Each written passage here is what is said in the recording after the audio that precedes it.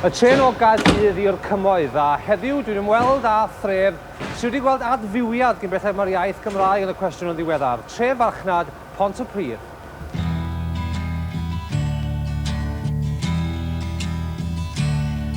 Ym Mhontypridd ma'n harian, ym Mhontypridd ma'n mwriad, ym Mhontypridd ma' merch fachlan uwchal o flan y feirian.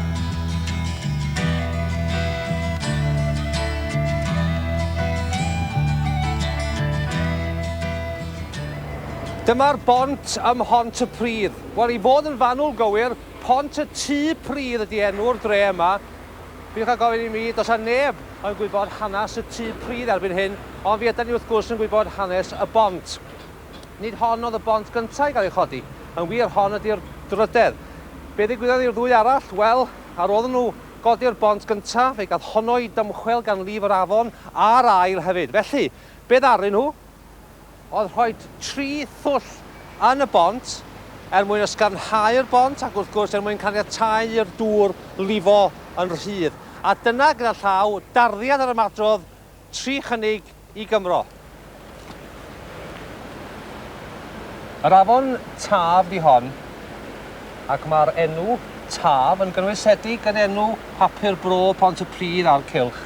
Tafod Elai, a golygydd y papur ydi Emlyn Davies. Emlyn, o gofio bod Caerdydd faint rhyw 10 milltir lawr y ffordd, ynddo? A bod ganddyn nhw papur bro faint 10 mlynedd yn ôl, fel gwyddoch chi dda, y cyntaf yng Nghymru. Pam da chi dioedi cyhyd? Wel, mae rai mi gyfadda, wel, dwi wedi bod gwilydd mawr bod ni wedi bod cyhyd heb papur bro yn yr ardal yma. Yn enwedig wrth edrych ar froedd eraill a gweld llwyddiant a ffyniant i papurau nhw.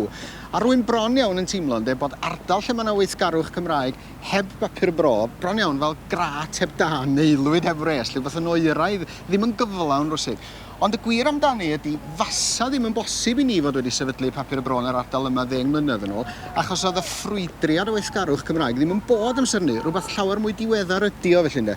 Wrth gwrs, mae rhywun yn gofyn, pan nad ydych chi ddim yn rhan o ddalgylch y dinesydd, pan bod angen papur bro ar wahân i'r cylch yma? Wel, mae'n mynd i frifo pobl Caerdydd, pan dwi'n deud hwn, Hywel, ond dyda ni'n perthyn i Gaerdydd. Pobl Tafod Elai yda ni, pobl Pontypridd a'r ardal yma o gwmpas. Da ni isio'n hunaniaeth yn hunan, da ni'n isio cymdeithasu a chyfeilliachu gormod efo pobl Gaerdydd. Da ni wahanol a mae gennym ni'n bywyd yn hunan a da ni isio mynegiant i'r bywyd hwnnw. Lle. Hogyn o lam ber yn deud, pobl Pontypridd a'r cylch yda ni, ydych chi'n byw yn ymyl... Yndw, ym Mhen Tyrch dwi'n byw yn bersonol ac yn ddiddorol iawn. Dwi'n credu bod holl aelodau'r bwrdd gogolyddol fel mae rhai pobl yn alw, yn dod o'r gogledd felly, ynde. Ond ie, pobl ddwad sy'n yr ardal yma, pobl ddwad wedi setlo lawr, a hon bellach ydi ardal genedigol yn plant ni wrth gwrs, felly, a hon ydi'n ardal fabwysiedig ni'n erbyn hyn. Da ni wedi creu Pontypridd a Pen Tyrch, ynde. Beth ydi dalgylch y papur i gyd? Rhwng y ddwy afon, rhwng afon Taf ac afon Elai, dyna pam Tafod Elai, felly.